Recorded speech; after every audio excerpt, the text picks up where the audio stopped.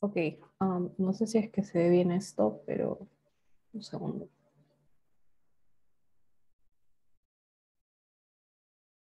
¿Pueden ver mi presentación?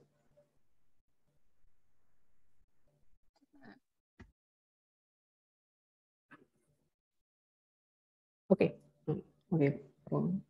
Creo que mejor lo pongo así porque si no, no puedo ver el zoom y es medio raro. Vamos a ponerlo así. Ok, bueno, en general la sumilla es específica a un caso de unos axiomas problemáticos de la meriología extensional clásica. Voy a intentar trabajar ese caso principalmente, pero voy a mencionar por ahí otro más para hacerlo un poco más filosófico y no tan formal. Eh, pero quiero empezar con este caso, que es relativamente conocido, el barco de Teseo, pero me voy a enfocar en la versión que presenta Hobbes específicamente. Entonces, si es que conocen el barco de Teseo, la idea principal es que tienen un barco, el cual viene siendo continuamente reparado, es decir, hay unas tablas viejas que son continuamente reemplazadas por tablas nuevas, y la pregunta del dilema en general es si es que hay algún punto en el cual terminamos teniendo un nuevo barco, o si es que a pesar de los reemplazos continuos, puede ser el mismo barco original.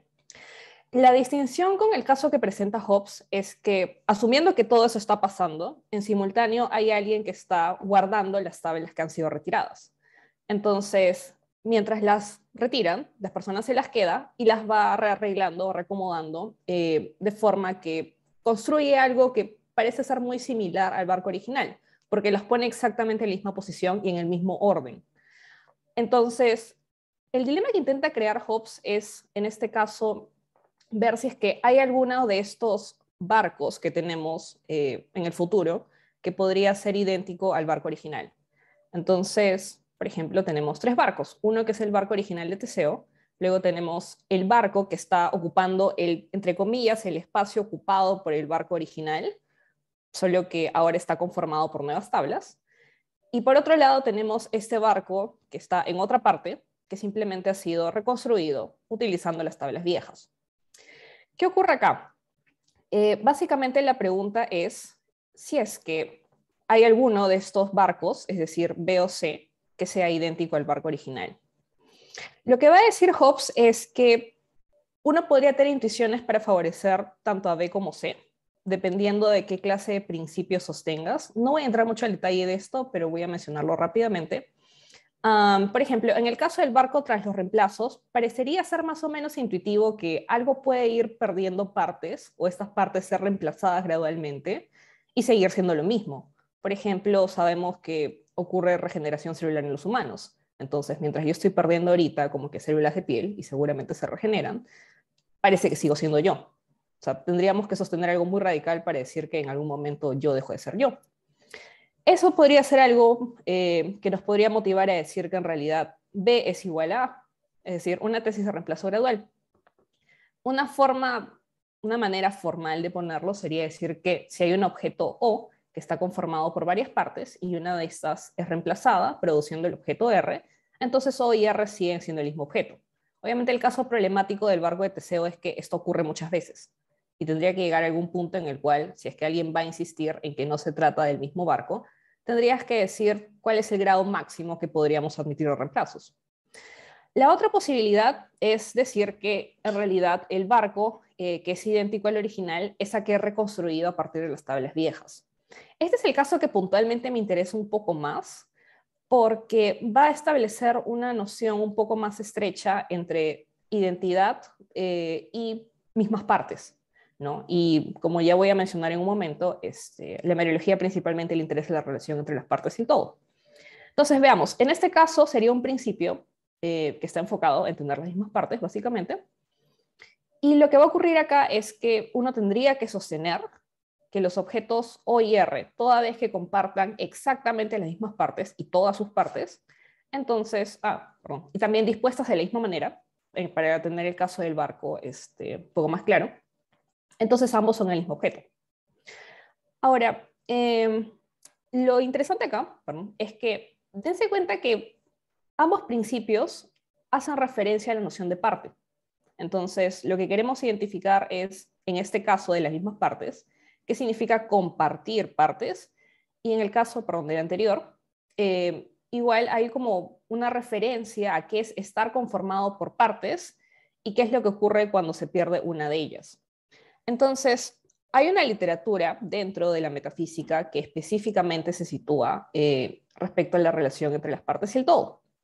A esto ahora se le llama meriología, pero en realidad, digamos, históricamente sus orígenes no están muy ligados específicamente a problemas filosóficos como los que vamos a ver ahora. Entonces, quiero empezar con algunas nociones intuitivas que tenemos sobre partes y composición. Por ejemplo, recordemos el barco de Teseo. Lo que intenta mencionar el dilema de Hobbes, en todo caso, es que hay una noción intuitiva que tenemos de que las partes del barco también incluyen a las tablas mismas. Entonces, cada vez que tenemos las tablas arregladas de una forma similar, tenemos el mismo barco, y por eso es que se habla de las mismas partes. Obviamente uno puede también dividir, por decirlo así, el barco de otra forma, no respecto a las tablas, sino a partes un poco más grandes, pero uno también podría decir que en tanto, digamos, si divides todo esto como una sección o una parte del barco, y las tablas conforman esa parte, entonces las tablas siguen siendo parte del barco. Pero esto es como un caso más o menos aparente. Esto es un objeto, en todo caso. Luego, ahora, tenemos activos el gato. Uno podría decir que el gato tiene partes. El gato tiene partes como su cabeza, o su cola, o sus patas. Uno puede hacer cortes un poco más específicos, de repente diciendo que la cola tiene células y que en ese caso las células son también parte del gato. Y uno podría ir todavía a algo un poco más específico. No me voy a meter todavía ahí, pero me parece que intuitivamente alguien podría aceptar que las partes del gato son sus colas, sus patas, su cabeza, etc. Siguiente caso. Tenemos acá una estatua de arcilla. Acá las intuiciones pueden cambiar un poco, pero creo que todavía sería accesible para alguien comprender si es que yo digo la estatua tiene a este brazo como parte, por ejemplo. No es tan problemático, al menos. Siguiente caso. Ahora sí, estos son otros casos de relaciones entre parte y todo, o lo que después voy a llamar como composición, pero específicamente es composición química. Entonces, parecería ser que algunas afirmaciones de la ciencia implican que la molécula de agua está compuesta, literalmente, por ciertos átomos.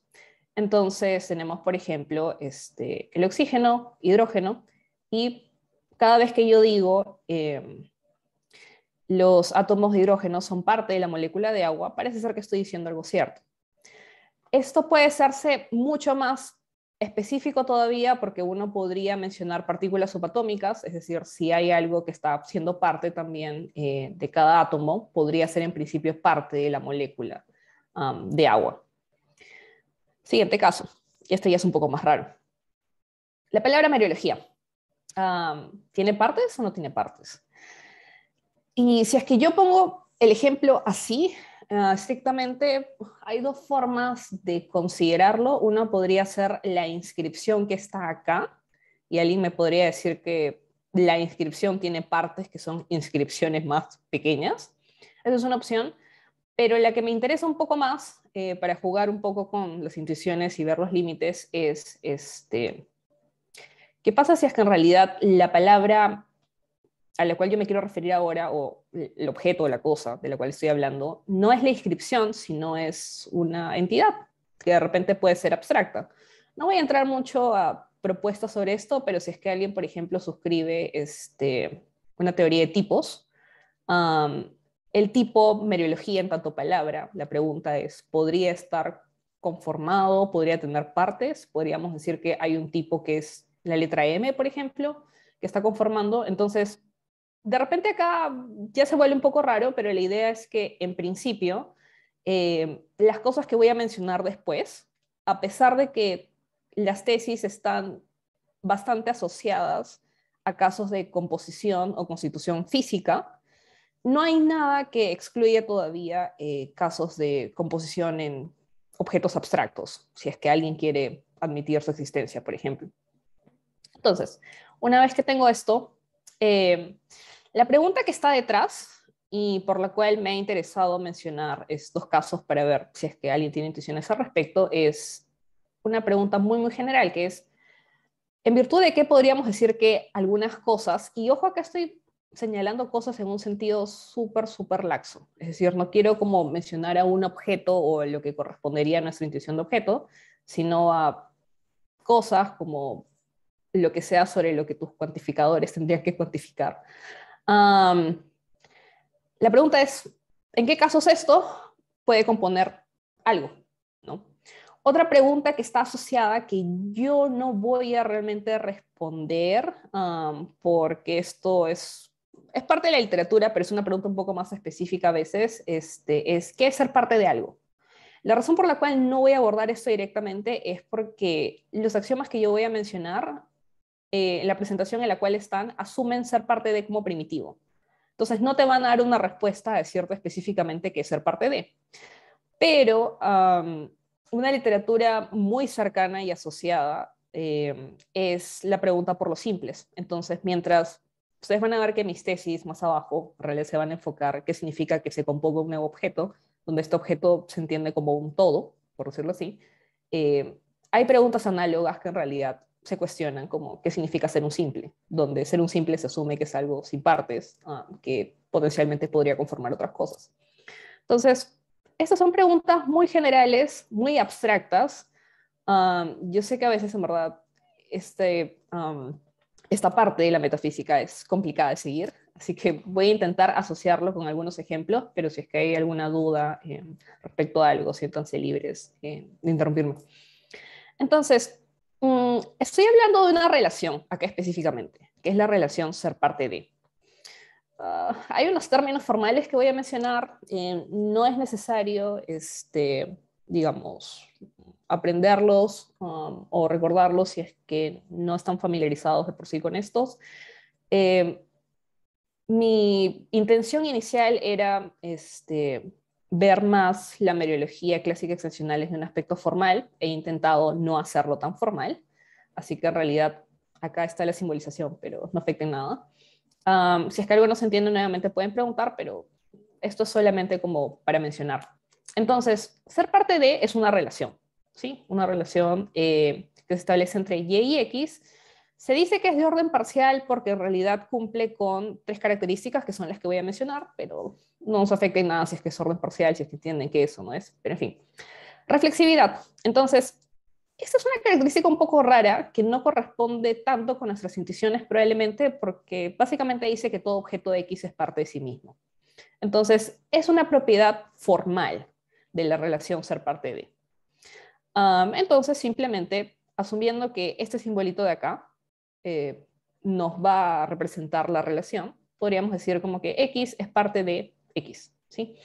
Después vamos a ver que, bueno, no lo voy a mencionar mucho, pero hay una distinción para evitar estos casos límites cuando no nos interesan entre partes propias y partes impropias, pero en general este es el principio más abstracto que vamos a encontrar. Una mención solamente por si alguien alguna vez se mete en esa literatura extraña, este simbolito a veces se usa para representar también, sobre todo cuando se menciona cuantificación plural, la relación de es uno de. Entonces, a pesar de que acá yo lo estoy usando específicamente para decir que Y es parte de X, eh, podría aparecer en otro lado como simbolizando Y es uno de los X, ¿sí? Para fines de esta presentación no nos va a importar mucho, ya después voy a mencionar por qué. Pero en fin, esta reflexividad no es tan complicada de entender, solo medio contraintuitivo quizás. Siguiente, transitividad.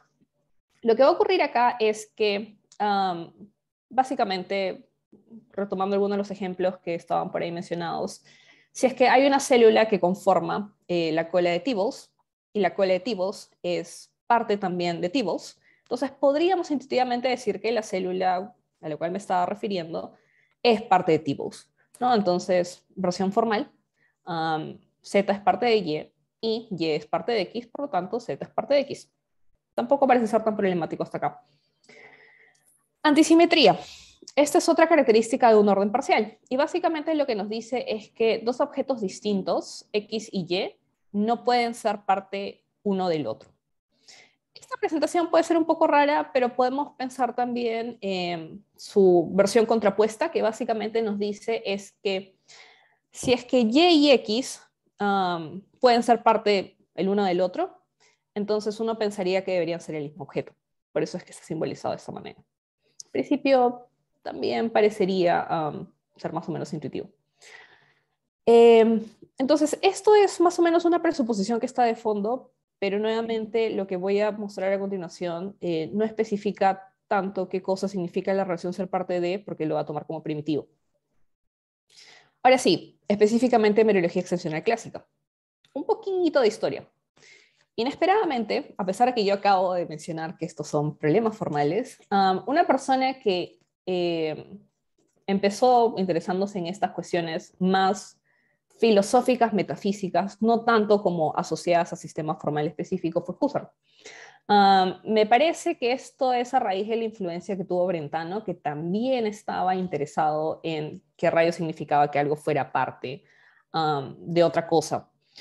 Pero después de esta breve excursión de Husserl, la verdad es que el resto de avances que se produjeron a lo largo del siglo XX estuvieron más enfocados en sistemas formales. Entonces, ¿qué es lo que ocurría acá? Tenemos que más o menos alrededor de 1915, antes de 1920, dos personas empiezan a trabajar en sistemas formales por distintas razones. Tenemos que Whitehead empieza a escribir cosas sobre mereología extensional, no es clásica definitivamente, porque hay algunos principios que yo voy a mencionar en un rato que él no va a compartir. Pero la persona que sí termina teniendo mayor influencia en los desarrollos posteriores, de forma directa o indirecta, es Lesniewski, no sé muy segura cómo se pronuncia. Y Lesniewski sí tenía en mente un proyecto que era algo así como cómo podemos salvar la teoría de conjuntos, sobre todo cómo podemos salvarla a la luz de la paradoja de Russell. Entonces, él publicó una serie de trabajos, creo que el más antiguo debe haber sido Fundamentos de una teoría general de los conjuntos, que debe haber estado por esta época, y después lo formaliza de forma más extensa en una serie de artículos que son sobre los fundamentos de las matemáticas, que me parece que es alrededor de 1930. Entonces, lo que quiero acá mencionar es que a pesar de que había alguna cierta indagación realizada sobre la mereología y posibles aplicaciones a la metafísica, en realidad cuando surge de forma independiente como sistema formal, no había ese propósito. Es decir, simplemente era cómo podemos formalizar algo muy similar a la teoría de conjuntos, es decir, algo que haga las mismas cosas, pero evitando problemas o nociones muy complicadas. Y ellos notaban que algunas de esas complicaciones venían de la misma noción de conjuntos, porque parecía introducir alguna suerte de compromiso ontológico extraño, que además era bastante irrestricto. Entonces, surgen una serie de intentos. Otro intento es el de Tarski, que Tarski era alumno de Lesniewski, y se da cuenta que, bueno, lo que su maestro había hecho era bastante similar a una extensión de la álgebra booleana. Entonces, es otra forma de también presentar, o más bien, él genera una forma similar de presentar lo que yo les voy a mostrar a continuación, pero esto de acá no es tan influyente en los desarrollos contemporáneos, aparentemente porque las obras de Lesniewski estaban en polaco o algo por el estilo. Entonces, las personas no se enteraron de estas cosas hasta como 1940, cuando realmente Leonard y Goodman publican como un libro en inglés, ¿no? Yo me voy a enfocar acá en la propuesta específicamente de David Lewis, que él escribe en un libro que se llama Parts of Classes, se publica en el 91. Hay toda una historia curiosa respecto a Parts of Classes, porque resulta que es un libro que al final él termina de alguna forma retractando, que él pide que se retire de circulación. No estoy muy segura de exactamente qué cosas se terminó arrepintiendo, que no quería que nadie leyera, pero bueno, el libro existe por ahí todavía, escasean las copias, son muy caras si es que las buscan. Sí, en verdad, creo que en Amazon las revenden como $500 o más. O sea, los originales, ¿no? Pero, digamos, es una presentación bastante intuitiva, mucho más que esto. Y lo interesante de Parts of Classes es que a pesar de que Lewis también tiene un interés muy marcado en formalizar algo que es justamente un sistema de clases, o sea, no de conjuntos, sino de clases, su forma de hacerlo de motivar los principios o los conceptos que va a redefinir están muy, muy inspiradas en cuáles son nuestras nociones intuitivas respecto a las partes y el todo. Y si es que alguna vez por curiosidad leen el libro, no es tan inaccesible a decir verdad, se van a dar cuenta que gran forma de motivar los conceptos viene de cómo es que entendemos relaciones entre parte y el todo o entre sumas meriológicas, que en un rato les voy a decir qué es, respecto a sus gatos. Siempre están sus gatos, Possum y Magpie. Entonces, nuevamente, Lewis tiene un interés muy preciso, tiene un proyecto muy específico, pero sí hay como ya una cierta interacción entre cuestiones metafísicas específicas y todo este aspecto formal sobre la teoría de conjuntos. Ahora sí, veamos qué entonces es lo que dice Lewis. Algunas definiciones preliminares, nuevamente asumiendo que ser parte de es primitivo, no les voy a decir qué es, él tampoco nos dice, es que tenemos una noción de superposición. Superposición significa que X y Y se superponen si es que tienen una parte en común. Nuevamente, esto de acá puede sonar un poco abstracto, solamente lo estoy mencionando porque algunas tesis que voy a poner después los van a mencionar de tanto en tanto, pero no es fundamental. La disyunción es lo que ocurre cuando tenemos dos objetos que no se superponen, definitivamente. No estoy segura si es disyunción en español. Sé que es disjoint en inglés, así que de repente la traducción es mala. Pero el que nos va a interesar bastante y el que sí debería estar presente en todo lo que voy a decir después es el de fusión meriológica. ¿Qué rayos es una fusión meriológica? Lo que él va a decir es que X es una fusión meriológica de los Y's, sí y solo si los Y's son partes de X y ninguna parte de X es distinta de los Y's. Nuevamente, esto de acá es un poco abstracto en esa formulación. Yo voy a mencionar algo muy similar, que es la noción de composición. Pero básicamente lo que dice una fusión es que si es que tienes objetos, una colección de objetos, y acá no quiero que se tome colección a pesar de que tiene, es decir, la intuición es que refiere a algo, debe referir a un objeto, sino que es digamos, tienes dos objetos simplemente, tienes, no sé, esto y, no sé, mi vaso, tienes estos dos. La pregunta sería si es que puede haber un objeto que esté conformado por estas dos cosas. ¿Sí?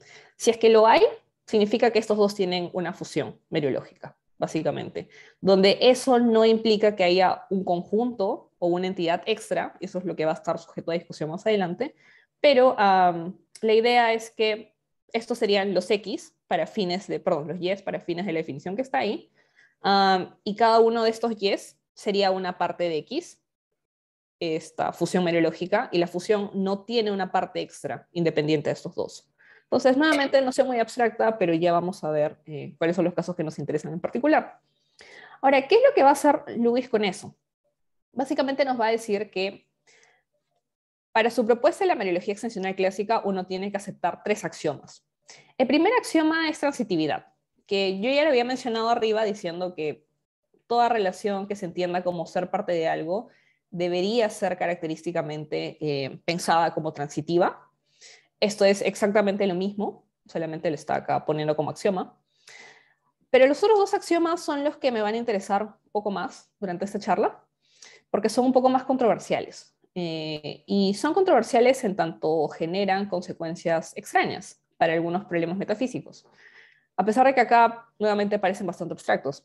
Por ejemplo, la composición irrestricta básicamente nos va a decir que siempre que hayan algunas cosas, en general, cosas, va a haber una fusión de esas cosas. Entonces, nuevamente, si es que lo único que existiera serían estas dos cosas en el mundo o en el universo, lo que fuera, la composición irrestricta me diría que hay algo que es una fusión de esto.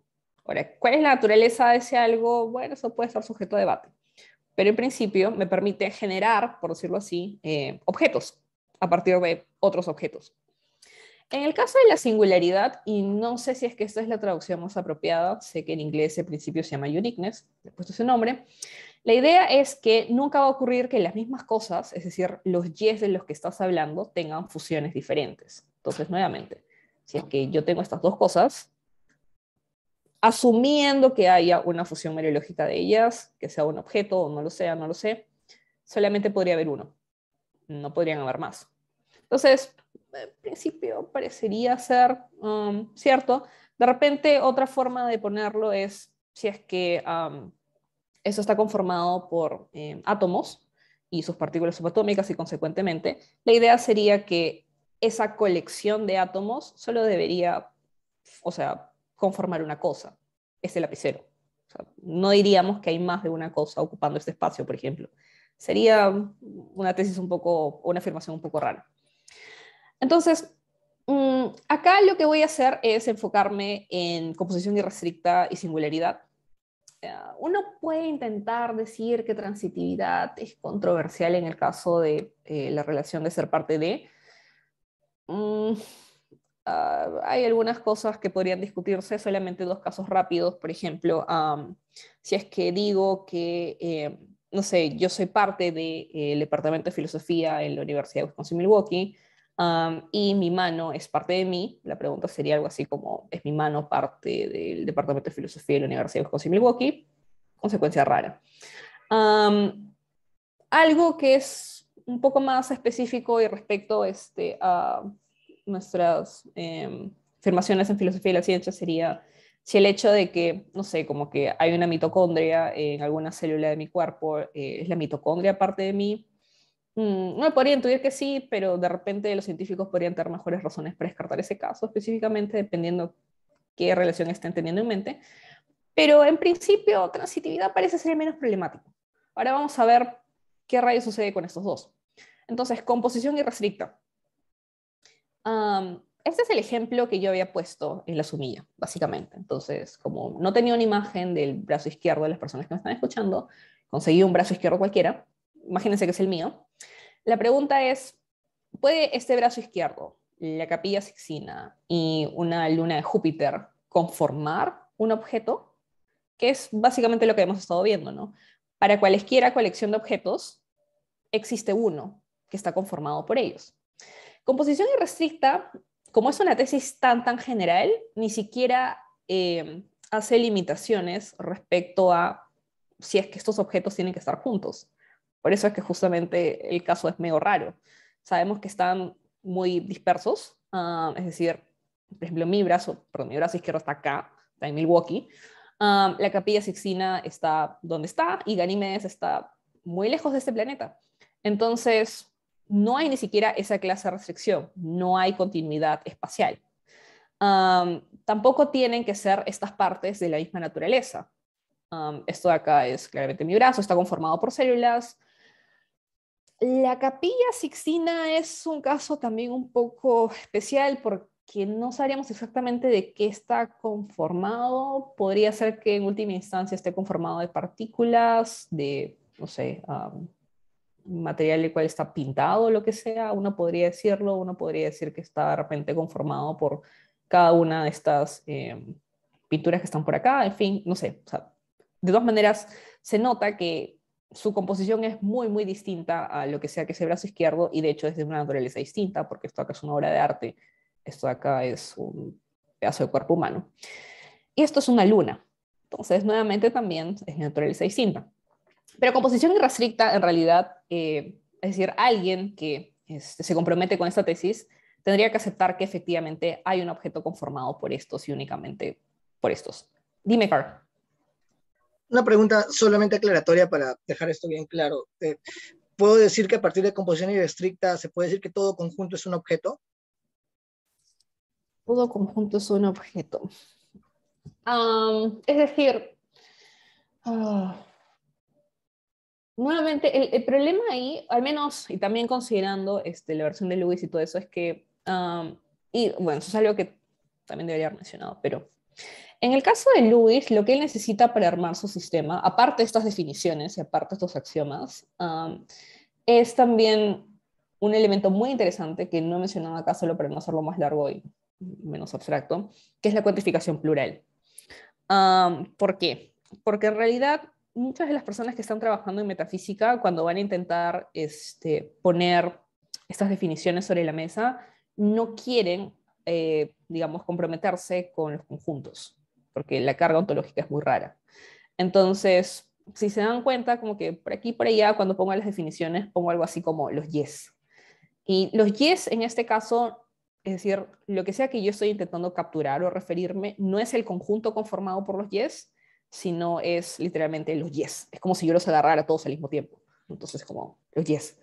Y de esta forma, como no tengo que pensar como, hay una entidad extra rara que no sé dónde está, no sé si está acá, porque eso también sería un problema con un conjunto. Si quieres decir que el conjunto tiene como partes a estas dos cosas, la pregunta sería, ¿eso significa que el conjunto está acá? Pero el conjunto también parecería ser muy abstracto.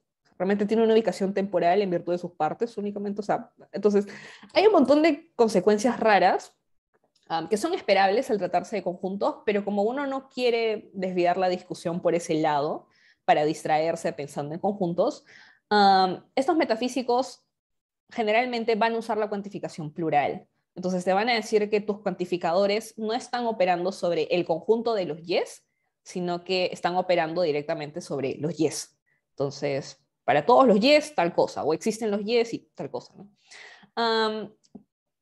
Si es que cuando me estás preguntando sobre si para todo conjunto existe un objeto o lo que fuera y tu definición de, o bueno, tu noción de conjunto no quería apelar esa carga ontológica, de repente podríamos reemplazarlo por un término un poco más inocente, si es que te parece más inocente de repente para toda colección de objetos, algo así.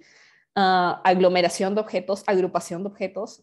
Si es que esa es la pregunta, sí, la composición restricta tendría que decir que para cualquier colección en el sentido más general y que no necesariamente haya una relación que uno pueda determinar entre estos objetos que están conformando la colección o lo que sea, sí, tendrías que generar como un nuevo objeto.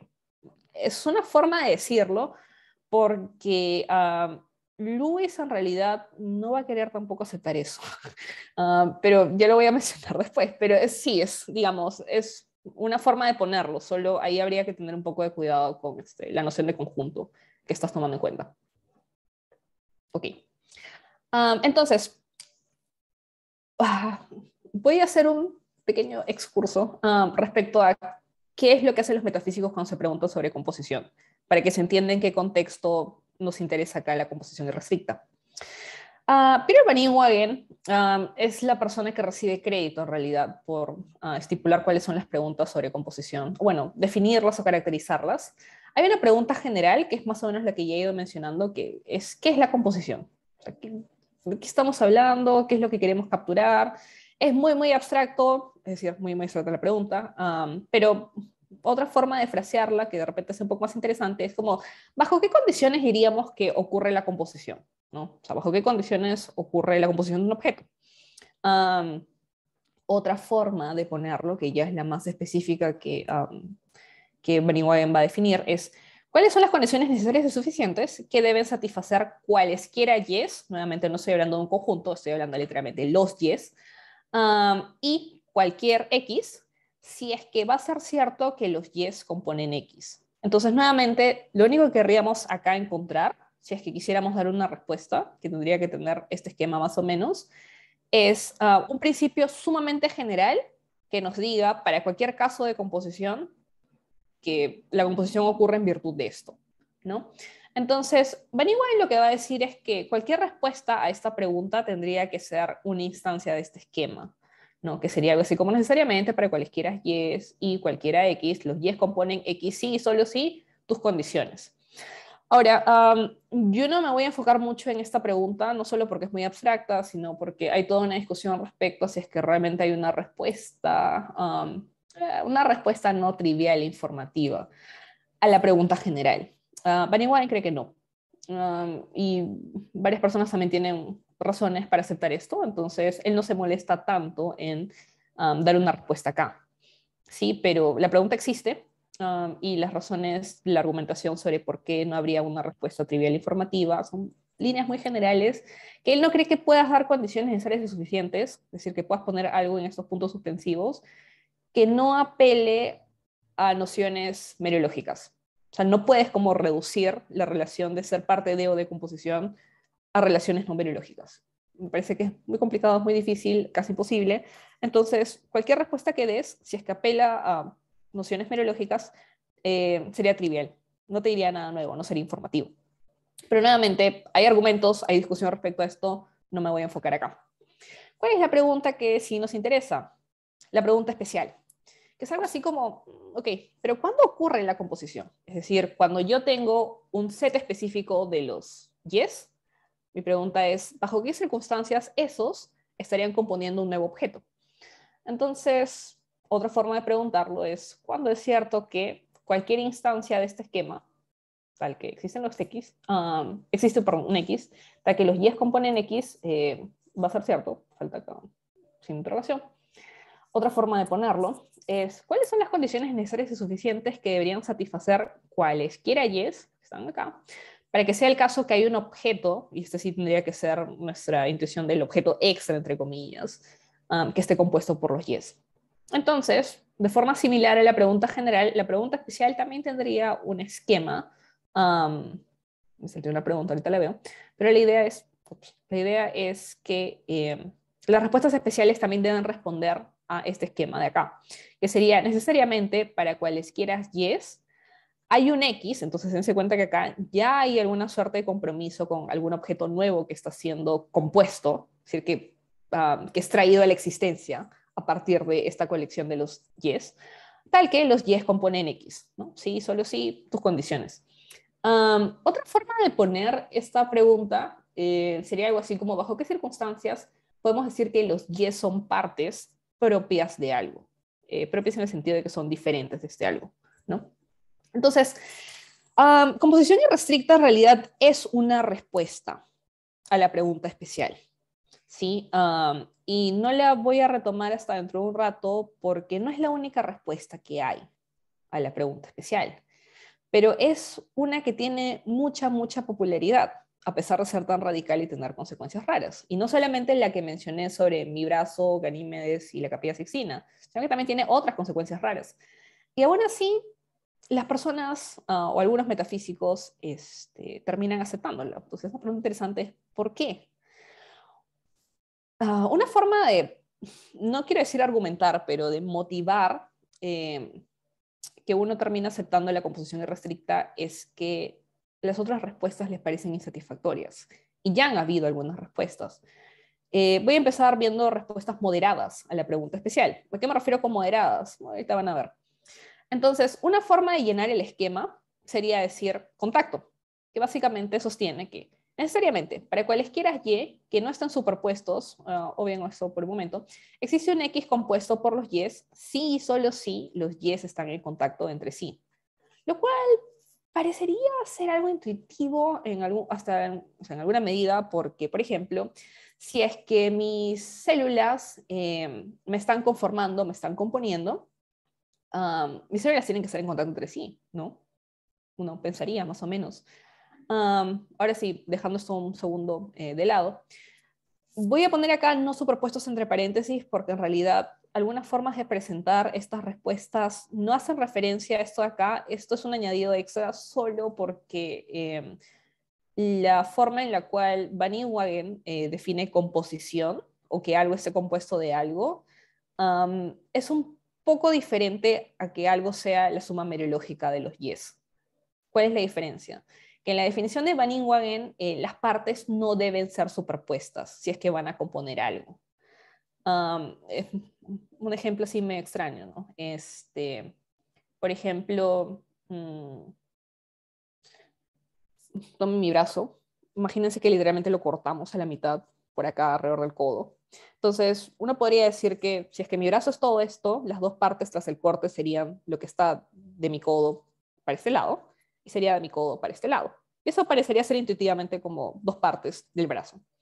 Lo que diría Van Inwagen, y la razón por la cual no quiere hablar de superposición, es porque uno también podría hacer una suerte de corte mental en este caso, donde en realidad hace exactamente la misma división, es decir, del codo para acá, del codo para allá, pero al mismo tiempo también hace un corte raro, tal que quiere preservar toda esta sección del codo, ¿no? Entonces, uno podría decir que cuando pegas los tres objetos, hay un sentido en el cual cuando los pones juntos espacialmente, están ocupando la misma región del brazo. Parecería ser en principio que también son partes del brazo, pero a Bunny Whale le parece innecesario hablar de casos de composición en los cuales hay una superposición. Entonces, todo esto estaría sobrepuesto sobre este corte y este corte al mismo tiempo, ¿no? Entonces, esa es una cosa muy específica de Bunny Whale. Hay varios filósofos que no lo toman en cuenta. Cada vez que están hablando de contacto, no hacen la precisión de si están superpuestos o no, pero si es que realmente nos estamos restringiendo a la presentación que hace Bunny Whale, uno tiene que admitir esto. Entonces, lo pongo entre paréntesis solo para que esté ahí, pero que no nos interese tanto. Entonces, contacto. Contacto parece intuitivo, es decir, al menos parece capturar lo que ocurre respecto a algunos objetos y respecto a sus partes, pero también tiene problemas, porque en realidad no parece ser una condición suficiente al menos. Es decir, yo puedo poner cosas en contacto, eso no hace que yo cree un nuevo objeto, al menos no intuitivamente. Entonces, si es que, por ejemplo, yo pongo en contacto estas dos cosas, imagínense, las pongo así, la pregunta es, ¿eso hace que haya un objeto que sea vaso lapicero?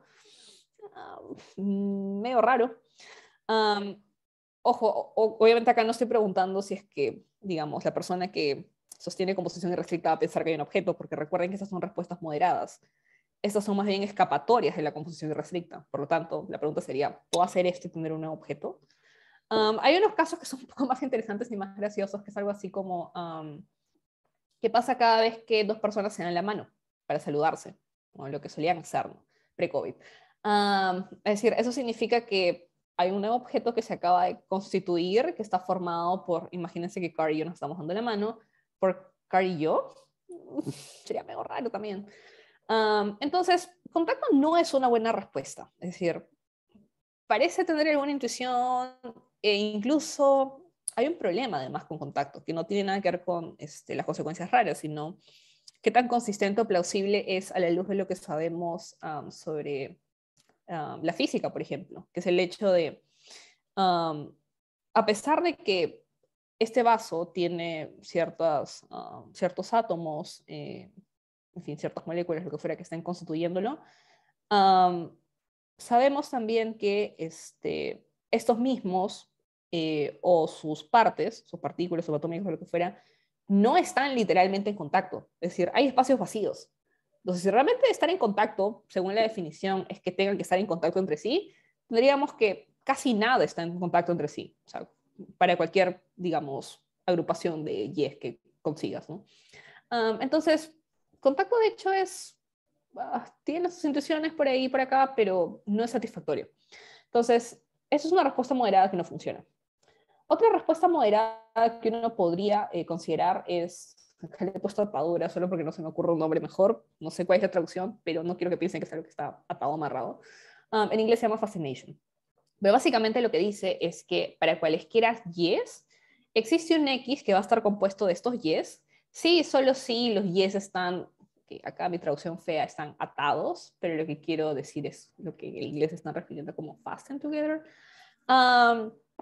Entonces, básicamente acá, tomemos de nuevo el ejemplo de Carl y yo dándonos la mano. Imagínense que nos estamos dando la mano y por alguna razón quedamos paralizados. No sé, un derrame cerebral, qué sé yo, no podemos mover. Simplemente nos quedamos así, con la mano.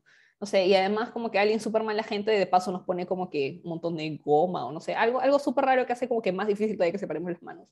Entontonces, ¿hay algún sentido en el cual, y a esto se refiere a Fasten Together, que estamos como atados? Porque no nos podemos separar. A eso se refiere más o menos esta noción. Ahora, eso de no nos podemos separar, nuevamente, uno podría hacer especificaciones como qué tanto es el podemos, ¿no? Es una posibilidad como física, metafísica, de qué estás hablando, pero en principio hay algo muy raro respecto a que porque nos demos la mano y luego no nos podemos separar, estamos conformando un nuevo objeto, ¿no? Hay otros casos que también se mencionan en la literatura, por ejemplo, si es que, no sé, tienen una vaca y su ternera y cuando la ternera recién nace, literalmente no se separan, tendríamos también un nuevo objeto, sería medio raro.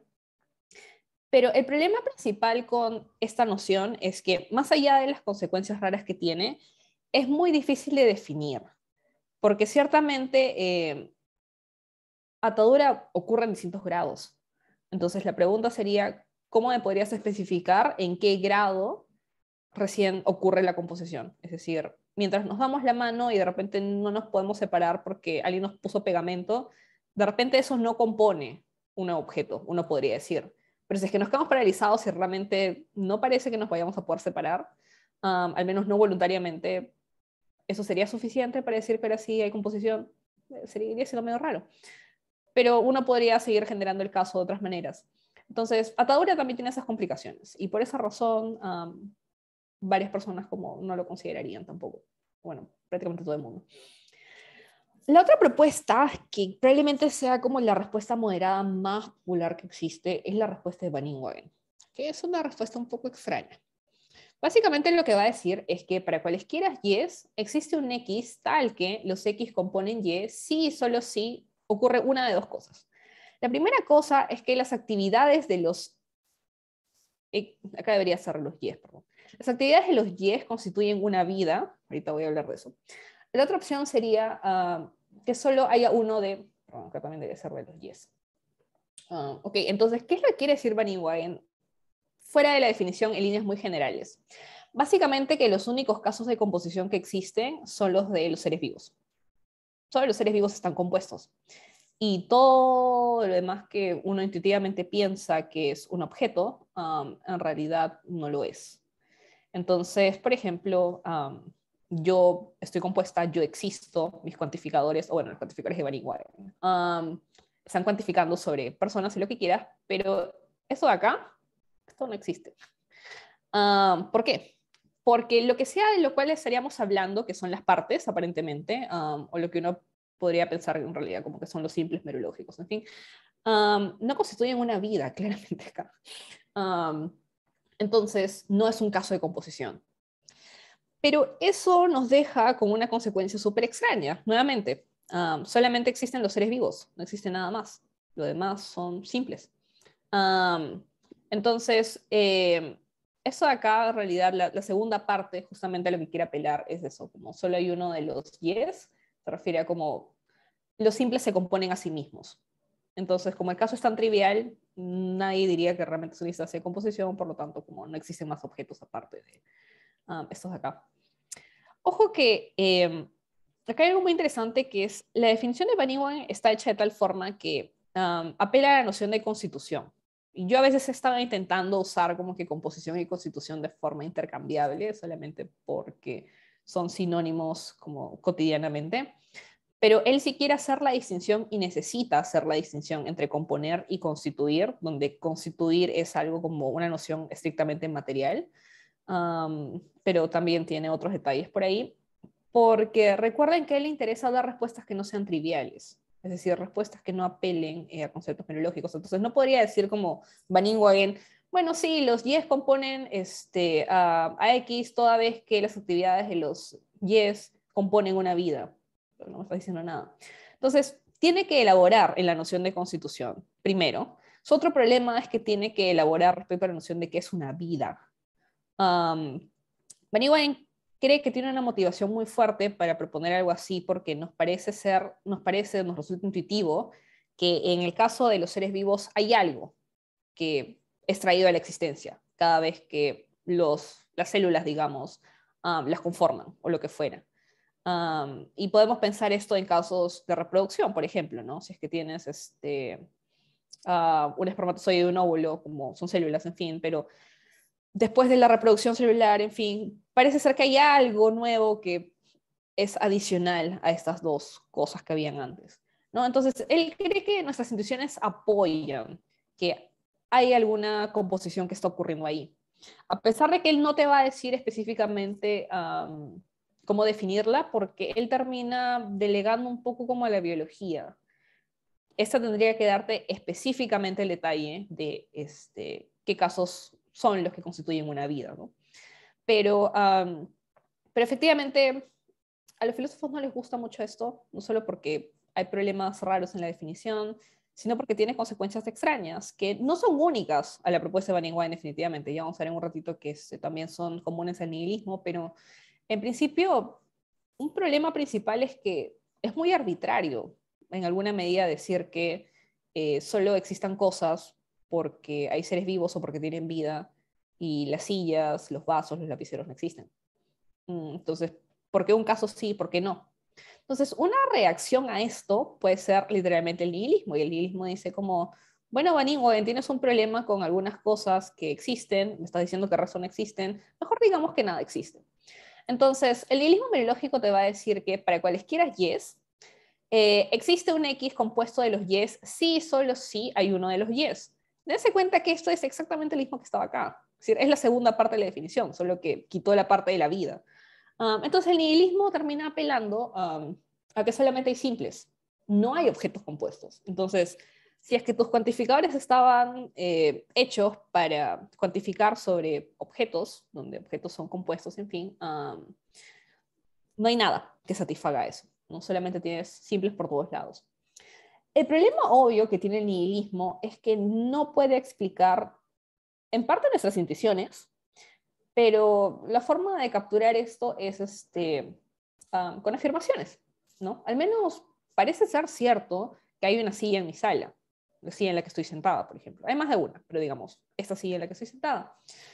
Pero el nihilismo me dice, cuando dices hay, realmente no quieres decir esto, porque hay está implicando que existe una silla. No hay sillas, además, de repente no hay sala. Pero la pregunta sería entonces, ¿cómo resuelve el nihilista esto? Bueno, básicamente lo que te va a decir es que esta es una forma súper laxa de hablar, que estrictamente hablando esto es falsísimo, pero que lo que tú estás intentando expresar es una paráfrasis, donde la paráfrasis sería algo así como, hay simples que están silla dispuestos en mi sala. Es decir, hay simples que están arreglados o colocados de tal manera que generan o la apariencia o la forma de una silla. ¿Sí? Entonces, obviamente, como generan la apariencia de la forma de una silla, uno me parece que me está diciendo que hay una silla. Entonces, por esa razón es que sus paráfrasis son tan raras, porque dicen silla dispuestos. Entonces, es como, es la forma de lo que estás hablando, no estás hablando de la forma en función de la referencia al objeto, ¿no? Pero esto sigue siendo raro. Es decir, parece ser todavía contraintuitivo. A pesar de que evita el problema de cómo definir la composición, cómo darme un grado específico, un corte donde sí ocurre y luego antes no ocurría o lo que fuera, la consecuencia es extraña, porque simplemente me dice no existen. O sea, si es que Benny Wang me decía no existen las sillas, los lapiceros, las tazas, lo que fuera, el nihilismo me dice no existe todo eso, tampoco existen las personas, tampoco existen los animales, ni las plantas, ni nada. Entonces, ¿por qué alguien sostendría esto? Hay distintas motivaciones, algunas son evitar compromisos raros como los anteriores, pero realmente no parece ser tampoco tan buena alternativa. Entonces, una vez que tenemos este catálogo de propuestas raras y medio fallidas por ahí, lo que nos queda, no sé qué es esto, lo que parecería quedarnos es la composición irrestricta. ¿Por qué?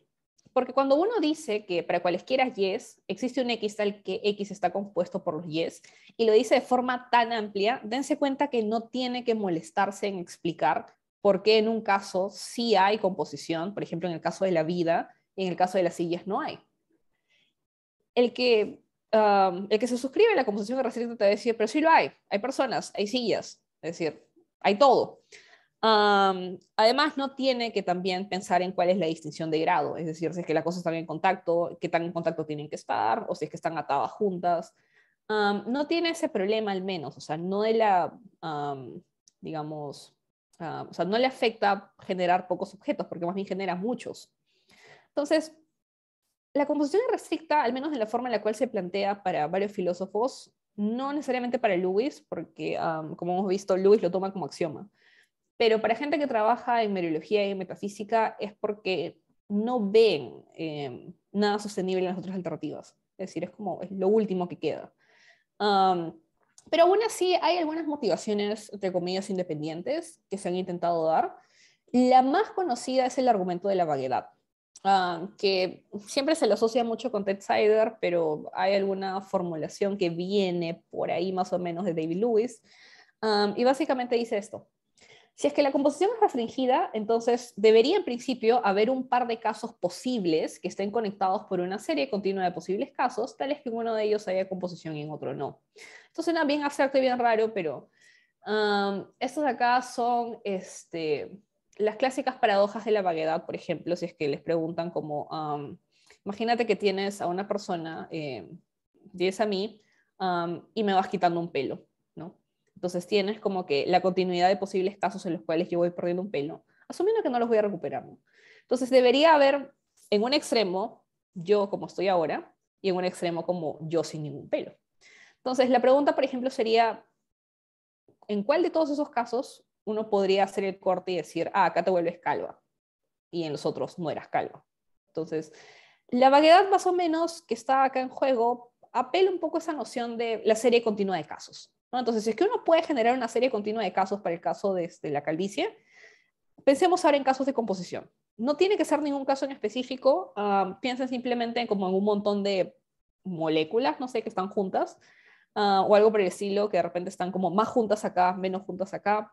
En fin, pueden modelar el caso de la forma en la que prefieran, pero la idea muy genérica es que si es que tenemos la serie continua de casos, donde supuestamente en un extremo decimos, esto sí está compuesto, esto es un objeto compuesto, y en este de acá, en el otro extremo, al final de la serie, decimos, acá no hay composición definitivamente. La premisa 1 apela a que debería haber un punto en la serie continua en el cual puedas hacer el corte. O sea, bueno, no necesariamente que puedas hacer el corte todavía, pero la idea es que van a haber casos en los cuales habrá composición y otros no. Esa es la idea general. La segunda premisa diría que en ninguna serie continua de casos hay un corte definitivo respecto a si la composición ocurre. Y eso es bastante similar a la motivación que lleva a varias personas a rechazar o a tener problemas con la serie de la calvicie, ¿no? Que es, bueno, pero si simplemente estás perdiendo un pelo, ¿cómo puedes hacer un corte específico? O sea, tendrías que usar un criterio. Y resulta que, como hemos visto hace rato, las respuestas moderadas cuando nos intentan dar criterios para hacer el corte fallan. Son criterios malos. Entonces, parecería ser que podemos aceptar también que para cualquier serie continua de casos no va a haber un corte definitivo. En el caso de la premisa 3, uno debería pensar más allá de la serie continua de casos, ¿no? O sea, ya olvídense de eso. Tomemos el caso de mi vaso. Uno debería creer en principio que o mi vaso es un objeto compuesto o no lo es. Es decir, o sus partes, sus moléculas, lo que fuera, componen el vaso o no lo componen. No hay otra opción. Parece ser también bastante intuitivo. Entonces, lo que tendríamos acá, obviamente, respecto a, en el caso de la composición restricta, es que podemos motivar una premisa 4 en la cual se diga que la composición no es restringida. Una vez que uno tiene estos elementos, tenemos suficiente material en principio para aceptar la premisa 5. Ojo que en realidad uno no tiene que necesariamente aceptar 5 de frente, o sea que la tesis de la composición restricta es cierta, porque hay personas que entre 3 y 4 lo que van a decir es, esto es suficiente motivo para aceptar el nihilismo. Es decir, uno puede tomar todas estas premisas y argumentar a favor del nihilismo si es que quiere, porque tenemos o la composición ocurre o definitivamente no ocurre, y la respuesta del nihilista es, bueno, nunca ocurre. Ya está. Pero obviamente la persona que está motivada por la composición restricta quiere decir que hay casos de composición, le parece que tenemos buenas razones para aceptarlo, entonces por esa razón parecería ser que la tesis de la composición restricta es cierta. Como ya hemos dicho que la composición no debería ser restringida, entonces la conclusión natural es la composición restricta es cierta. Este argumento de la vaguedad se ha discutido un montón. Hay toda la literatura extensa, no me voy a meter con los posibles problemas que habrían, pero es una motivación, entre comillas, independiente para aceptar composición irrestricta, que podría ser la única fuerte que no implica como, las demás son muy malas. Pero ahí está. Entonces, a pesar de esto, composición irrestricta tiene problemas. Por ejemplo, como ya hemos estado trabajando a lo largo de la charla hasta ahora, los objetos con cuya existencia se compromete no son acordes con el sentido común para nada. Es decir, este objeto que tenemos conformado por mi brazo izquierdo, Ganímedes, la Capilla Sixtina. Si yo agarro a alguien en la calle y le pregunto como, oye, ¿tú crees que ese objeto existe? Me va a decir como, ¿de qué estás hablando? Entonces, en principio, esto es un problema bien grave en sí mismo, pero tiene otros problemas más extraños, no sé si tan extraños, pero Una razón por la cual a la gente no le gusta tanto la composición irrestricta es porque también implica una teoría muy particular respecto a la persistencia a través del tiempo. No quiero hacerla muy larga respecto a esto porque ese es un tema aparte, pero básicamente la pregunta sería, ¿cómo es que yo sigo siendo yo a lo largo de mi vida? Si es que tengo, por ejemplo, distintas células, si es que mis estados mentales van cambiando, en fin. Entonces, una de estas propuestas es el tetradimensionalismo, que básicamente dice que la razón por la cual yo existo a lo largo del tiempo es porque tengo partes temporales, que son como cortes. Ahora, uno puede pensarlo en términos de cortes instantáneos, en fin, pero el tema es que la composición irrestricta termina dando origen digamos, al perdurantismo, así es como se llama también la tesis a veces. Entonces, a pesar de que de repente uno se terminaría comprometiéndose con una tesis perdurantista, uno no quiere como automáticamente tomar el compromiso, porque de repente uno no está de acuerdo con esto, simplemente. Pero más allá de esa cuestión en específico sobre si, por ejemplo, yo soy yo en virtud de que tengo partes temporales a lo largo del tiempo, el tetradimensionalismo también da origen a cosas raras, que es, piensen en mí, yo estoy constituida actualmente por mis átomos, qué sé yo. Pero, por todo lo que sabemos del origen del universo, la materia que existe ahora ya existía hace billones de años, solo que estaba como dispersa, ¿no? Entonces, lo que tenemos es que hace billones de años, mis átomos actuales, cuando estaban dispersos, para quien sostiene la composición irrestricta, ya formaban un objeto. Estaban dispersos, pero eso no le importa a esta persona. Entonces creía que ya había alguna colección y había un objeto, en fin. Y ahora, millones de años después, billones, lo que sea, me están conformando a mí. Entonces, eso de ahí lo que nos hace preguntarnos es cuál es la relación que hay entre ese objeto que existía hace billones de años y yo. Porque si es que somos más quisquillosos con la composición irrestricta, para ellos ese objeto no dejó de existir. Es decir, no es que porque la misma colección de objetos me dio origen a mí, ese objeto anterior ya no existe, sino que también está acá, en realidad. Solamente que tiene una historia o un pasado mucho más largo que yo. Porque yo me imagino, no sé cómo viene a la existencia, no voy a decir la fecha, pero hace algunas décadas. No llevo existiendo billones de años. Entonces la pregunta es, ¿cómo uno puede explicar esa como superposición? Es decir, acá hay dos objetos, por lo menos, si es que no hay más, por otras razones que sean consecuencias raras de la composición irrestricta. Entonces, todo eso nos hace pensar como que tus compromisos se vuelven un poco más raros. Más allá de si es que realmente como existe el objeto, llamémosle, no sé, Pepito, que está conformado por mi brazo izquierdo, la Capilla Sixtina y Ganímedes. Esto acá se vuelve más raro todavía cuando uno, mezclando composición irrestricta y la temporalidad, obtiene una tesis más radical, que es la composición irrestricta con identidad diacrónica irrestricta. Olvídense el nombre. Básicamente lo que dice es, necesariamente, para cualesquiera X y Y que no están superpuestos, y para cualesquiera tiempos T1 y T2, tales que, digamos, vamos a básicamente asociar X existen en T1, imagínense que se hace 10 años, y Y existen ahora, por ejemplo, va a haber un objeto Z que está compuesto por esos X hace 10 años y por los Y de ahora, ¿no? Entonces, si es que, por ejemplo, existía un árbol en esta misma cuadra hace 10 años, pero ya lo mataron, imagínense que eso ahí va a ser mi X, o sus partes pueden ser mis X, lo que sea, y esto de acá existe ahora. Entonces, hay un objeto que está literalmente conformado por un árbol que existió hace 10 años, que murió hace 5, y este vaso que existe ahora. Entonces, ¿por qué querríamos esa clase de objetos? Um, Nadie sabe.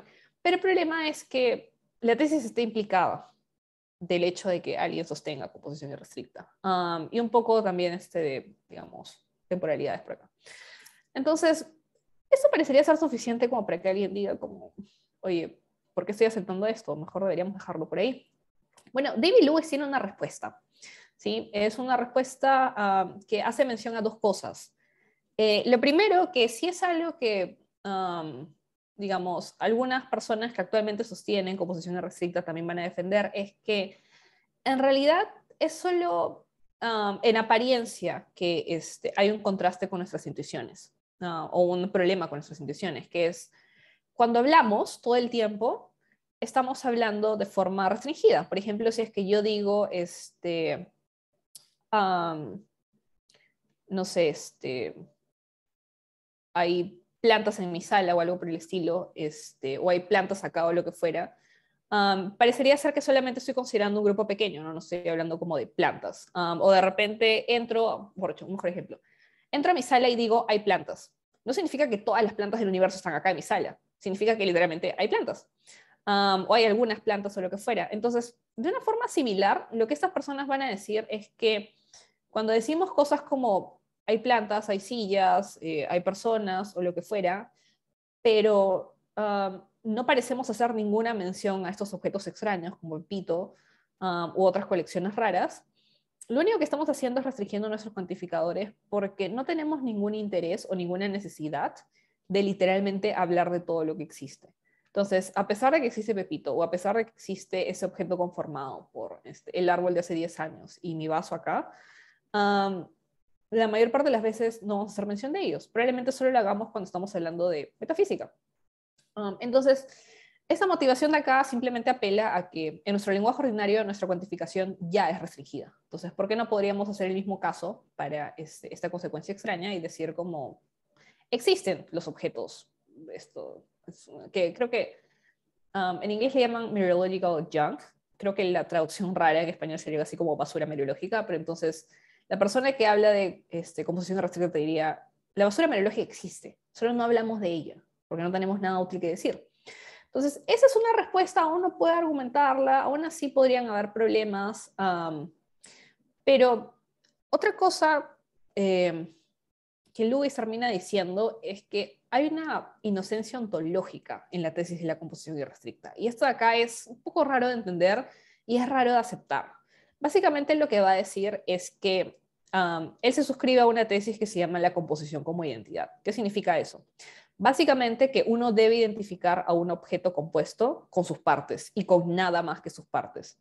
Entonces, vaso es literalmente, uno podría identificarlo, es vaso igual a, digamos, los yes, donde los yes fácil son como los átomos que tiene, qué sé yo.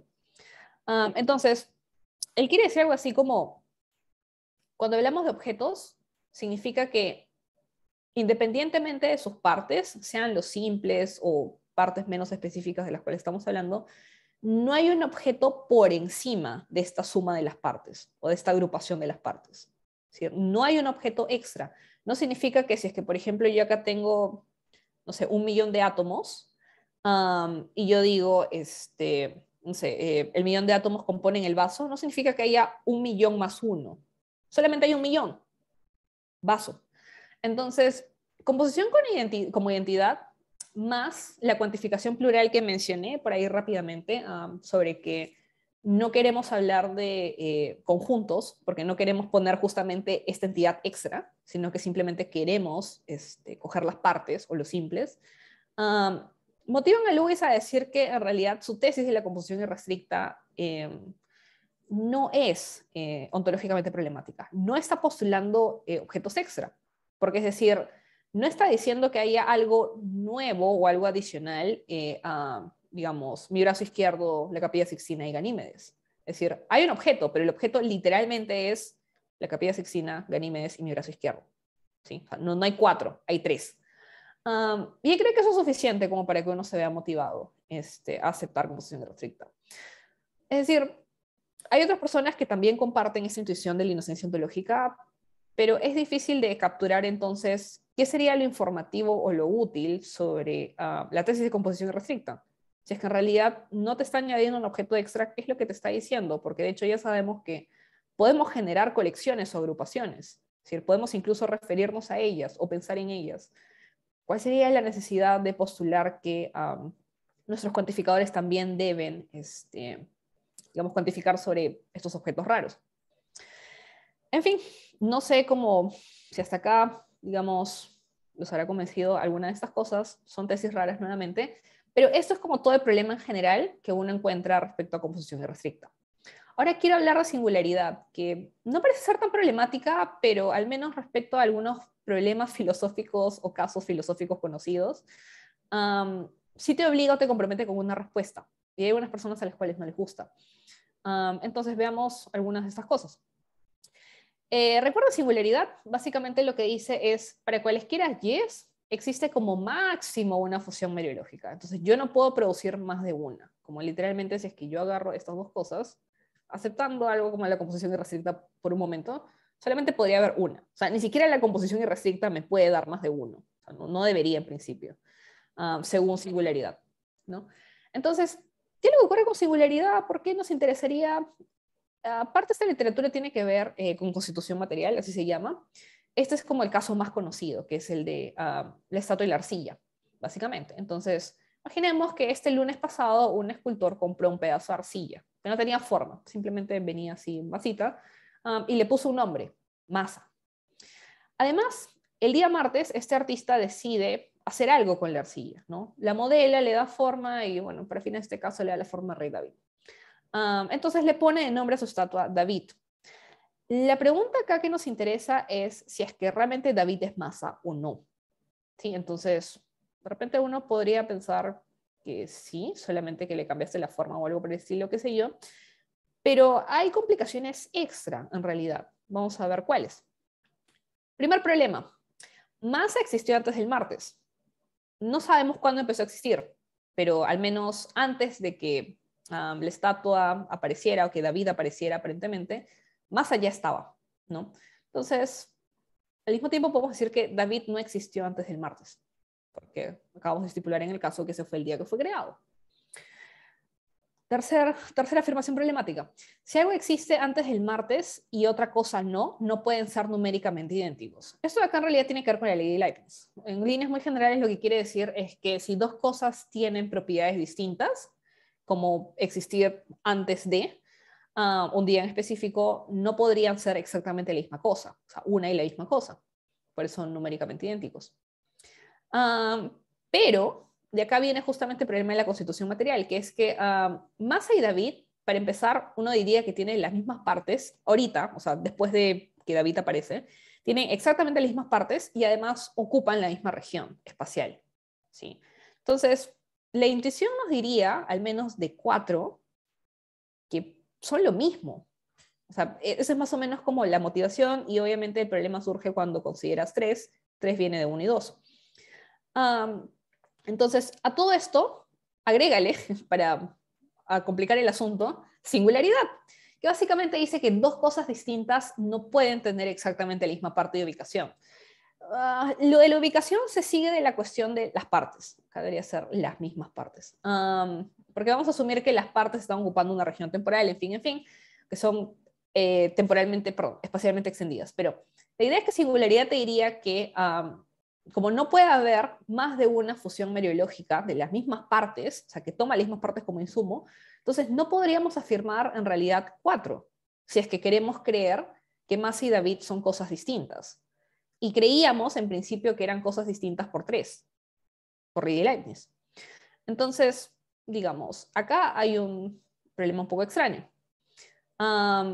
Algunas personas van a terminar pensando que solamente por aceptar singularidad y no sé, como no abandonar el axioma porque de repente tiene algunas utilidades o qué sé yo, uno debería terminar aceptando que Massa y David son lo mismo, solo igual tendrías problemas como con esto, pero en fin, lo pueden arreglar de repente apelando a, no sé, nociones de temporalidad, como hay varias formas de resolver esto acá, pero en principio una variante del problema lo causa solamente singularidad, porque te va a poner esa restricción sobre que haya más de una suma meriológica.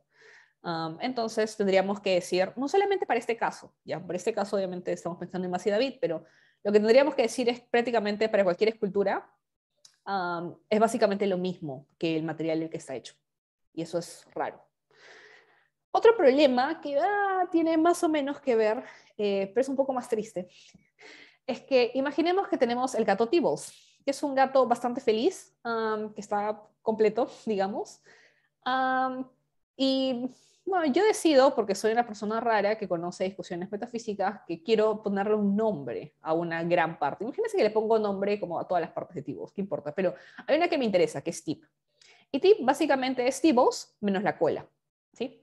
Entonces, ¿qué ocurre si es que, por ejemplo, Tibbles termina perdiendo la cola. En este caso he tenido que estipular que el procedimiento quirúrgico es indoloro, solo para que no nos dé mucha pena, pero T-Bones ya no tiene cola.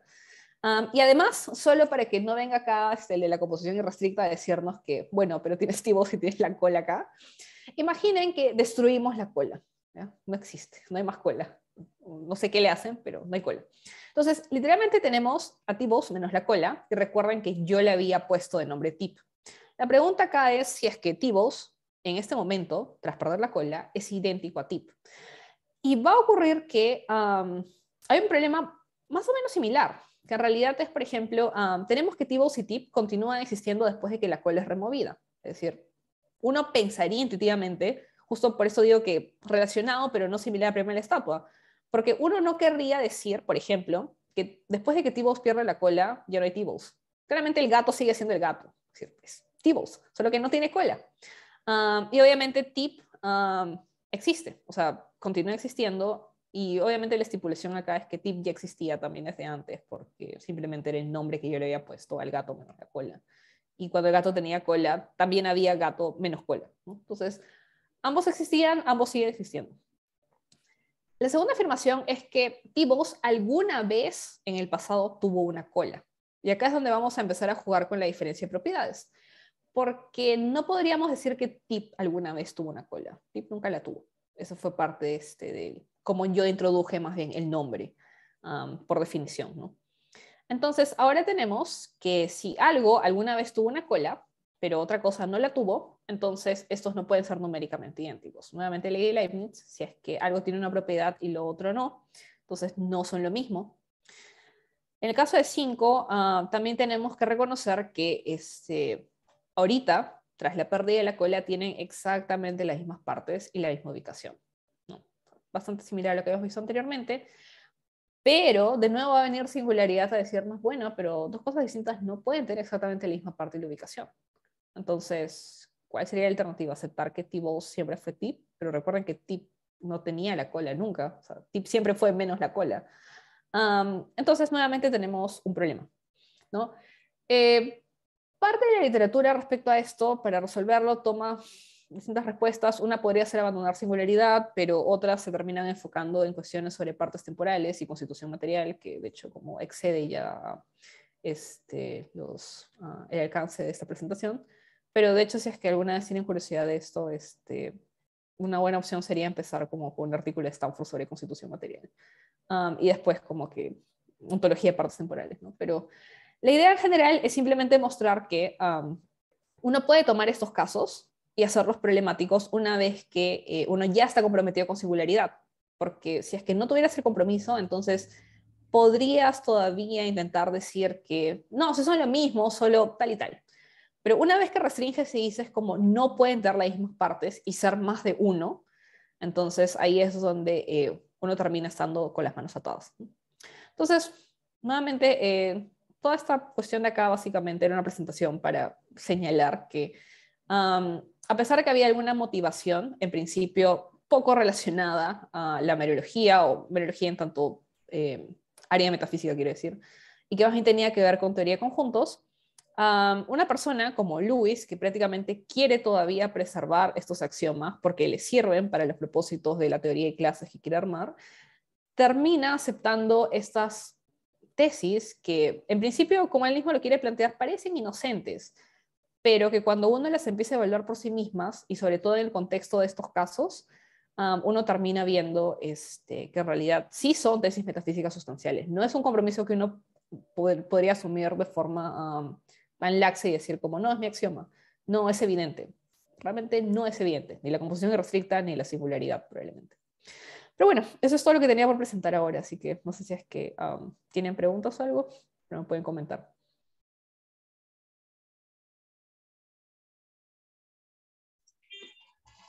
Muchas gracias, Marcia, por esta muy interesante presentación, realmente bastante compleja y bueno, no sé, esperemos a ver si hay preguntas por parte de los asistentes. Hay una pregunta en el chat que se formuló hacia el inicio de la ponencia, y te la voy a leer para que la tengas en cuenta, y es lo siguiente, ¿no? Mencionan aquí que el problema de las partes de la molécula de agua es un problema para un realista científico, pero no para un antirrealista, ¿cierto? O sea, como una pregunta aclaratoria, si hay algún tipo de compromiso respecto, supongo, al tema de las partes en virtud de tu posición respecto al realismo o antirrealismo científico. No sé si... Um, sí, supongo que ahí depende exactamente cómo estamos tratando realismo y antirrealismo, pero sí, en este caso es como una forma muy general de entenderlo en el sentido de que podría ser plausible que las afirmaciones de la ciencia como no sean literales y que de repente eso implica que no tenemos que comprometernos ontológicamente con las entidades que están postulando. Entonces, sí, podría ser que en realidad uno podría argumentar en ese caso que un antirrealista no tendría que decir que realmente los átomos están conformando la molécula, pero digamos, ese caso en general no necesariamente como motiva la literatura sobre composición, porque dense cuenta que independientemente de que parece ser un caso que la ciencia motiva que digamos, si es composición, alguien como Vaningwagen o un nihilista igual va a decir, no, ahí no hay composición. O sea, literalmente, a pesar de que parece ser el caso más paradigmático que alguien podría decir como, oye, pero tienes átomos, si es que existen o lo que fuera, tienes átomos como entran en contacto por, en fin, distintas razones, y después generan relaciones entre ellos que tienen que ver con sus partículas subatómicas, etcétera, etcétera. Acá hay un nuevo compuesto químico, es decir, encima usamos ese lenguaje. Es decir, hay un nuevo compuesto químico que es traído a la existencia, ¿no? Y aún así, digamos, para alguien que simplemente como no quiere tomar en cuenta esos casos por otras razones teóricas, eso no lo molesta tanto. Entonces, de la misma forma, incluso independientemente del debate de realista o antirrealista, más que todo el ejemplo era como para motivar la intuición de que parecemos asumir en la vida cotidiana o en un contexto científico que deberían haber casos de composición, ¿no? Um, pero sí, en general no sé si es que decir que es un caso de composición sería estrictamente como un problema para alguien. Es decir, antirrealista, perdón, podría decir como no, no hay, porque simplemente no hay composición en la realidad o no sé qué es lo que diría. Um, pero para el caso realista, si es que dice que es realmente un caso de composición porque hay partes y están componiendo algo nuevo, um, siento que igual muy pocas personas lo disputarían. Creo que en realidad, es decir, personas cotidianamente, no Banigua en el lista. Ellos sí, definitivamente, pero sí, es una forma, supongo, de relacionarlo en este caso. No sé si hay alguna otra pregunta por parte de los miembros o los asistentes a la ponencia. En todo caso, yo tenía un comentario, ¿no? Sobre todo porque era algo que habías mencionado en tu discusión sobre la composición irrestricta y me parecía, ¿no?, intuitivo pensar que una consecuencia de esa tesis es que, por ejemplo, tú, sí, sí, claro, suscribimos unicidad, exististe desde el inicio de la existencia de tus átomos. Entonces, Marcia estuvo en tal lugar, tal hora, y así sucesivamente. Algo que uno obviamente estaría en muchas incomodidades de aceptar. Entonces, yo creo que en todo caso, el problema con la composición irrestricta es justamente seguir suscribiendo unicidad. Pero, ¿por qué conservamos unicidad? O sea, me gustaría tal vez, o sea, que me des algunas perspectivas adicionales. Perdón, un segundo, vamos a ponerlos. No sé dónde están, pero... Lo que pasa es que no, me perdí un poco ahí la pregunta. ¿Dónde está esto? Ahora, bueno, si quieres saber por qué razones como, qué razones hay para singularidad, independientemente de esto, justamente ese es como algo que está siempre de fondo, ¿no? ¿Qué razones para sostener esto, metafísicamente hablando? No sé, es decir, singularidad te introduce la restricción porque si no sería un poco raro, o sea, la consecuencia de tener varias sumas a partir del mismo objeto, pero una gran motivación para esta cuestión igual que en el caso de la composición restricta, es porque quieres generar o modelar como que la teoría de conjuntos a partir de esto. Bueno, la teoría de conjuntos no necesariamente, pero en teoría de clases.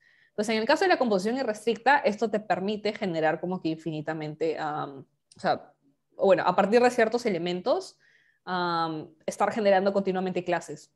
Y en el caso singularidad, me parece que es el que más bien te permite introducir la restricción. Casi seguro no me acuerdo, pero incluso Lesniewski creía que con singularidad podrías como reemplazar el axioma de comprensión. Entonces, digamos, cuando lo pones por ese lado, seguramente estas cosas te permiten hacer lo que quieres hacer. En el caso de teoría de conjuntos o teoría de clases, pero ahí el rollo está en como por qué alguien querría suscribir esto independientemente de forma metafísica. Pero lo que no me quedó muy claro fue la pregunta que me hiciste sobre mi existencia y mis partes. No, o sea, a lo que estaba queriendo ir era que parte de las objeciones que se le hace a la composición irrestricta, ¿no?, hacia el final de la ponencia van enfocadas a resaltar que por unicidad o por singularidad, terminas aceptando consecuencias poco intuitivas, ¿no? Entonces, ¿por qué no simplemente renuncias a dicho principio? ¿No? Que pareciera que la salida más sensata, que gano conservándolo. Justamente eso. Bueno. Como te digo, en realidad es más que todo, es decir, es porque te permite modelar estas cosas, pero después de eso la discusión es muy extensa. O sea, hay mucha gente que diría como acá hay algo problemático, pero independientemente de eso, es que también, si es que no tienes este corte, la pregunta sería, es decir, la composición restricta ya te permite generar de distintas colecciones varios objetos, ¿no? Entonces simplemente estás como que generando por todos lados y hay objetos para todo, en fin. Pero si es que no tienes una restricción o un tope como singularidad, la consecuencia todavía sigue siendo más rara, porque ya no es simplemente como que, es decir, ya no tengo cosas como esta y después tengo otro objeto como todo esto de acá y en fin, ¿no? Y mi brazo, Ganímedes, la Capilla Sixtina, sino que además tendría la consecuencia extraña de que el vaso y el lapicero generan más de una, no, más de una fusión, componen más de una cosa. Y la pregunta sería como, ok, pero ¿en virtud de qué diferencias esas cosas que están componiendo si es que literalmente tienen las mismas partes? O sea, más bien lo que uno pensaría, en parte también por algunas asunciones que tienen acá que ver con antisimetría y lo que fuera, y estos principios, que hay otras definiciones que también están de fondo y no las he puesto por el fin, pero la idea es que, es decir, mismas partes deberían darte en principio como el mismo todo, y si es que vas a tener dos objetos que realmente sean distintos, tendrías que decirme por qué, o sea, como dónde radica la diferencia. Y parte de eso podría ser como que su constitución. Esa es una salida. Pero hay una propuesta alternativa que, bueno, no menciono porque no me quiero exponer tampoco en esto, pero que te puede solucionar algunas cosas y sobre todo los problemas específicos que tienen que ver con las partes temporales. Es decir, como que el estatua fue creado un día y otro día no, o el hecho de que tengo a hay una historia que incluye como que a mis átomos desde hace billones de años, pero hay una historia un poco más limitada que solo me incluye a mí realmente. Y esa es la propuesta de Kit Fine. Kit Fine lo que hace es, básicamente intenta definir composición o algo por el estilo, pero él lo llama como en un sentido no meriológico, porque más bien él no quiere como que tener compromisos raros con estas cosas, o al menos no entender como la relación de composición de esa forma. Entonces lo que te va a decir es, la razón por la cual tienes problemas con estas cosas es porque eso de acá son principios sumamente laxos y generales, es decir, eso no, composición restricta te permite generar objetos múltiples sin decirte como qué relación hay entre los objetos. Es simplemente el hecho de que existan. Que existan los objetos ya es suficiente para generar otro objeto nuevo. Y en el caso de singularidad, no te da ningún corte tampoco, o sea, no te da ninguna razón específica para el corte, solo te dice como tiene que haber uno y nada más que uno. Entonces, lo que dice Kit Fine es algo así como, cuando hablamos de composición, o al menos de decir que hay cosas que conforman o constituyen algo, hay algo más que las partes. No es solo las partes, o sea, tienes que darme realmente cuál es la relación que hay entre ellas. ¿no? Y es una cosa así como bien aristotélicamente inspirada, básicamente. O sea, hay algo que tiene que sostener a las partes. Entonces, a pesar de que no vamos a ser de repente capaces de definir específicamente cuál es la relación, alguna relación tiene que haber, ¿no? Entonces, básicamente, por ejemplo, ¿no? Uno de los casos que él termina usando es, queremos decir que la lonja de jamón y el pan, digamos, el pan que va arriba y el pan que va abajo, conforman un sándwich. Pero si es que yo tengo los dos panes acá y el jamón acá, ¿eso es tener el sándwich? O sea, están cerca, relativamente cerca, existen al mismo tiempo, pero no parece, ¿verdad? Pero entonces, como que, ¿qué hago? Como que uno diría, bueno, los juntas.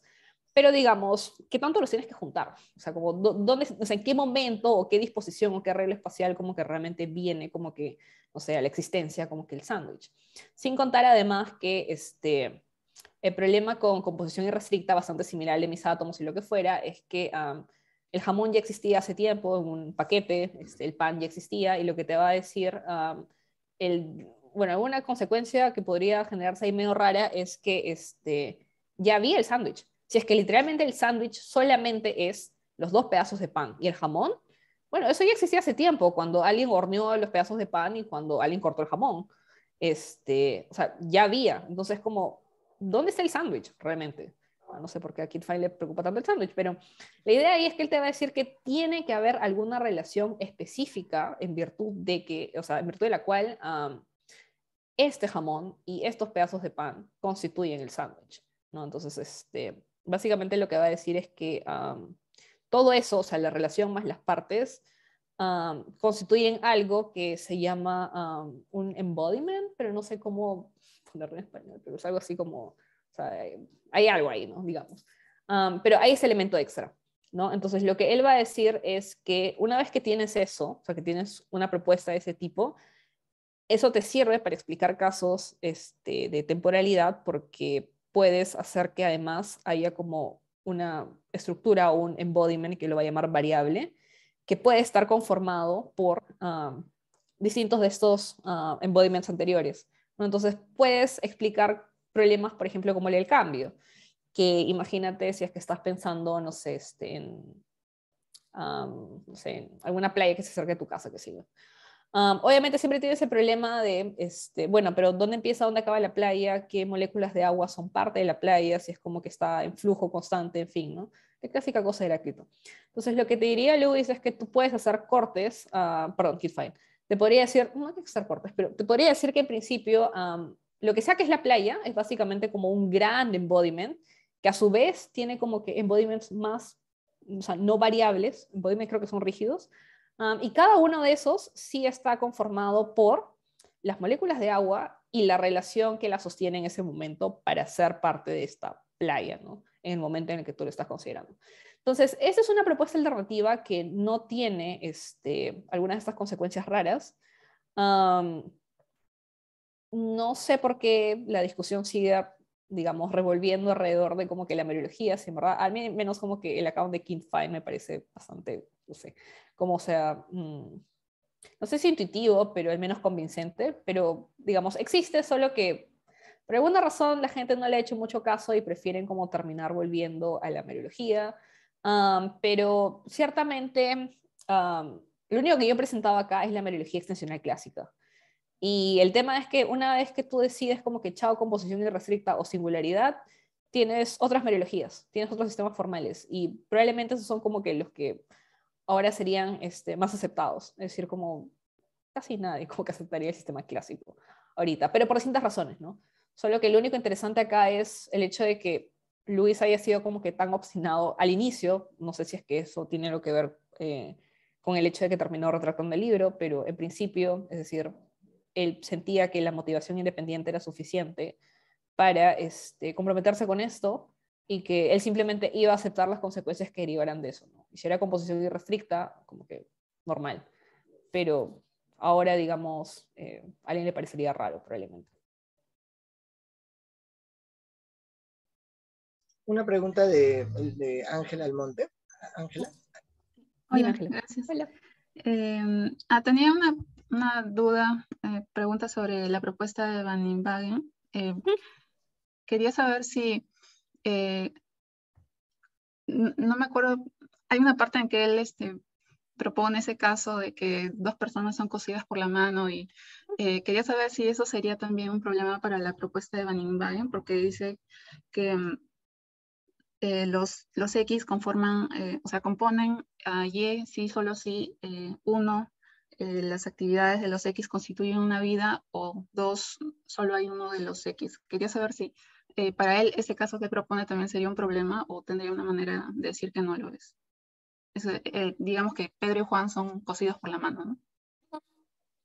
Um, sí, él tendría una escapatoria si es que apela a su definición de qué rayos es constituir una vida. Él no es muy claro respecto a eso, o sea, da algunas intuiciones que tiene, y justamente su escapatoria es decir algo así como, lo que sea que es constituir una vida, en última instancia, nos lo va a dar la biología. Como yo te puedo decir en principio qué es lo que me parece que tiene que haber, o sea, alguna interacción, para empezar, tienen que haber interacciones causales entre los yes y la vida.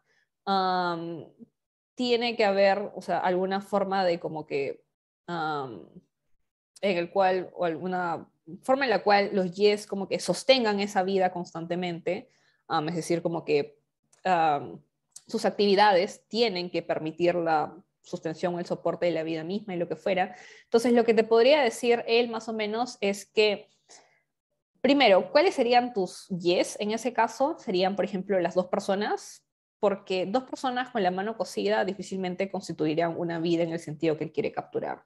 Es decir, el hecho de la mano cosida o lo que fuera, o sea, ¿cuáles serían las actividades en ese caso? Como, o sea, no parecería que habría como algo extra. Si es que quieres hacerlo un poco más específico y decir como no son las personas, son como que sus partes, sus células o lo que fuera, yo pensaría que él diría algo así como que no parece en principio que las actividades de, no sé, como que de Marcia, y o bueno, de las partes de Marcia, sean las células o no, y las actividades de las células de Carl, es decir, lo que produzcan sea como la constitución de una vida como extra, compartida, alguna relación, no sé, como que simbiótica o de algo tipo, porque justamente lo interesante, lo único que me parece interesante honestamente de la propuesta de Baning-Wagen es que al delegar a la biología, ¿cuál sería la respuesta? Um, Él al menos permite, no sé cómo decirlo, pero es decir, da camino libre a que la biología pueda también terminar decidiendo que de repente lo que sea un individuo, en el sentido biológico o un ser vivo, no sea lo que intuitivamente nosotros tomamos por ser vivo. Entonces, cuando pensamos en mí, de repente piensas en la persona, pero no estás tomando realmente en cuenta que dentro de mí como que habitan muchas bacterias, por ejemplo.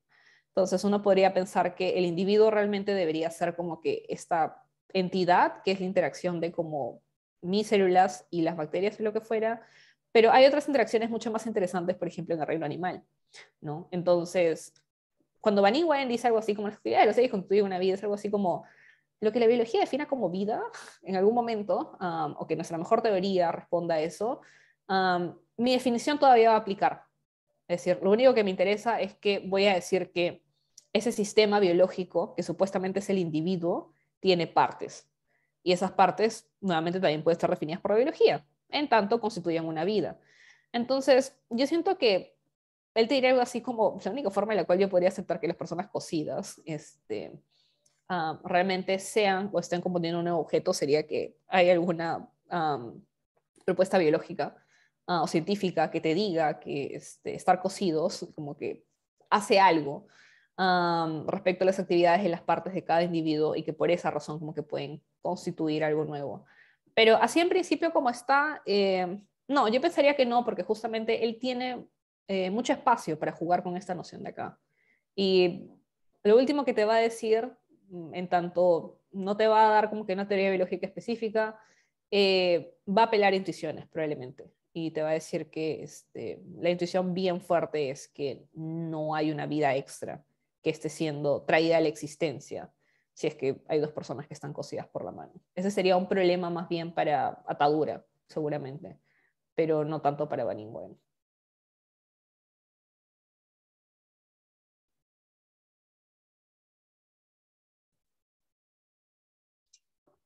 No sé si hay alguna pregunta adicional.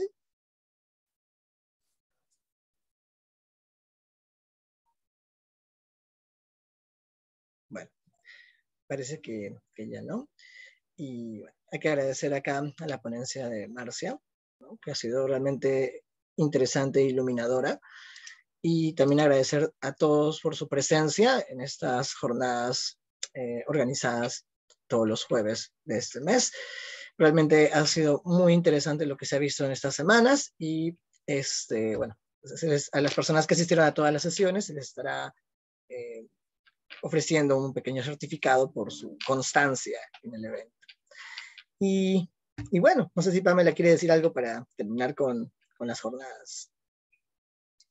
Gracias a Marcia, excelente ponencia, y gracias a todos los que nos han acompañado y nos han ayudado a hacer estos jueves de lógica tan entretenidos y sugerentes. Cuídense mucho y nos vemos. Adiós. Gracias, cuídense todos, que tengan buenas fiestas. Igualmente, chao.